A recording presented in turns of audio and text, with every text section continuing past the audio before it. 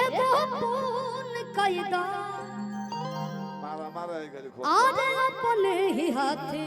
हमर खून कैदा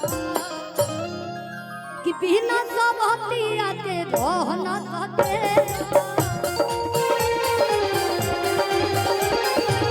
हमरा के झूठा हो तू झांसा में रखेला झूठा हो तो झरना में रखेला दिन में दिन देखे के पड़ताते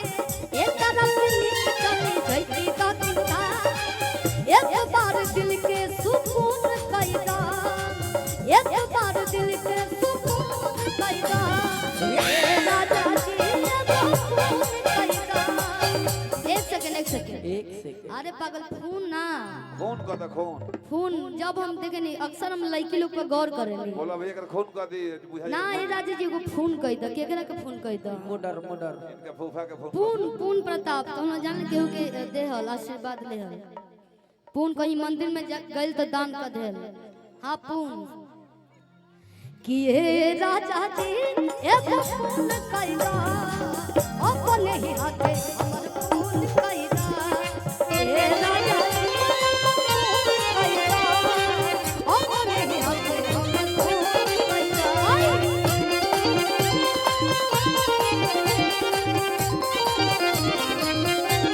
ओ 24 घंटा घूंघट में अम्मा जी हमरा अपना मोटल जुग के कन्या हम उतना सासत साहबना ससुर भसुर के सोझा पर्दा में हम हो लुकाई काहे कि खाई अपना मर्दा के कमाई एक गीत के गीतकार हमार भागीरथ पाठक उर्फ भोलू भैया के गीत लिखल है कि खाई अपना मर्दा के कमाई अरे लजाई काहे कि खाई अपना मर्दा के कमाई लजाई काहे खाई अपना मर्दा के कमाई लजाई काहे हमरा खातिर हमर सही बार साथ नहीं धोखा रात कुछ मतलब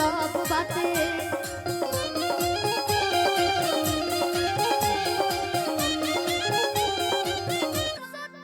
ओए कि दिन दोपहर में चैत के घाम लगत हवे तो चाम है जरत है गोर गोर चाम करिया हो जाता है राजा जी सब एकर चाम जड़ के हट गइल सब हाँ मैं फेशियल करावल वैक्स करावल खराब हो जाता है दोसर चाम कि सहतानी सहतात बड़ी अरे दिन दोपहर में ए सैया हमरो के